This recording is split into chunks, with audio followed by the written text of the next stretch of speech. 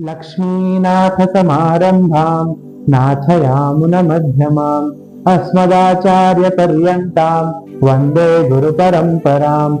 श्रीमत्काश्यपदुग्धवारिधिविदुम् वेदान्तविद्वत्वरम् श्रीरामानुजयोगिपुङ्गवगुणा ध्यानेन सन्मार्गदम् श्रीनारायणयोगिपादविनुतम् ख्यातं गुणैरुत्तमै विश्वक्सेन गुरुत्तमं बुधवरम् वंदे मुदा सान्वयम्।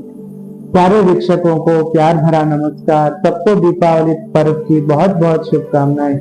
दोस्तों, आज हम दीपावली पर्व के दूसरे दिन नरक चतुर्दशी त्योहार के बारे में चर्चा करेंगे। नरक चतुर्दशी का त्योहार कार्तिक मास के कृष्ण पक्ष के चतुर्दशी के दिन मनाया जाता है। इसका और एक नाम रूप चौदस या काली चौदस भी है। दोस्तों, तो नरक चतुर्दशी त्योहार की कहानी क्या है, आइए ये जानते हैं। द्वापर युग में माता भूदेवी का पुत्र नरकासुर नामक असुर ने पूरे संसार में अपने दुर्व्यवहार से सारे जगत में हाहाकार मचाकर रख दिया था। तीनों लोकों में उसके हाहाकार से त्राही त्राही मच गई थी। देवता, असुर, संत, साधु, किन्नर, यक्ष, गंधर्व और अनेक जीव उसके ताड़ना से प्रताड़ित होकर यहाँ वहां भटक रहे थे। तो उस समय भगवान श्री कृष्ण का अवतार हो चुका था और सारे जीव भगवान श्री कृष्ण के चरणों में जाते हैं और जाकर विनय पूर्वक प्रार्थना करते हैं कि हे स्वामी, हमारे पालनहार, आप हमको इस नरकासुर के त्राही से बचा लीजिए। तो भगवान कृष्ण ने उनकी प्रार्थना को सुनकर नरकासुर से युद्ध करने का निश्चय किया और युद्ध करने के लिए गरुड़ पर सवार होकर निकल पड़े। साथ ही में माता सत्यभामा भी उनके साथ चल दी।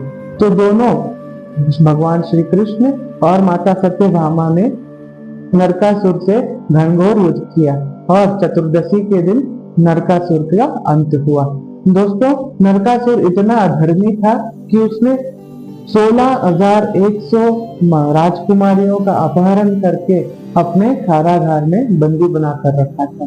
तो युद्ध के बाद जब श्री भगवान कृष्ण ने उन सबको अब कारागार से बाहर निकलकर अपने राज्य में जाने की आज्ञा दी, तो उन राजकुमारियों ने कहा कि हमें नरकासुर के अपहरण के बाद हमारे राज्य में कोई भी नहीं स्वीकारेगा, पूरे समाज में हमारी थू-थू हो जाएगी, तो कृपया भगवान आप ही हमारा वरण कीजिए।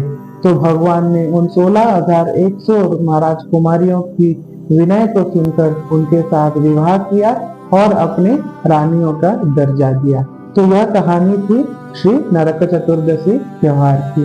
तो इस दिन क्या करना चाहिए, हमें कैसे इस त्योहार को मनाना चाहिए? सुबह जल्दी उठकर अभ्यंग स्नान करना चाहिए। अभ्यंग स्नान यानी हमारे पूरे शरीर में तेल की मालिश कर फिर हमें स्नान करना चाहिए। तेल का मालिश क्यों करना चाहिए? तेल का मालिश करने से हमारा मन, आत्मा और हमारा शरीर बुरे शक्तियों के प्रभाव से बचा हुआ रहता है। इसीलिए इस दिन सुबह जल्दी उठकर अभ्यंग स्नान कर फिर नए कपड़े पहनकर भगवान की पूजा करनी चाहिए और शाम को दीपदान करना चाहिए। तो यह थी नरक चतुर्दशी त्योहार की विशेषता।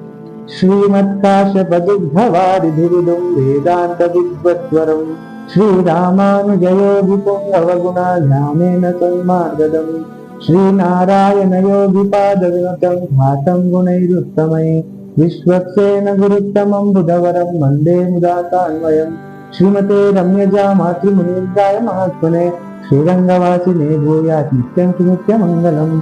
मङ्गलं यतिराजाय श्रीभाषामृतगायिने सौलभ्य परिपूर्णाय महापूर्णाय मंगलम। जय जय श्रीमन्नारायण। सबको धन्यवाद।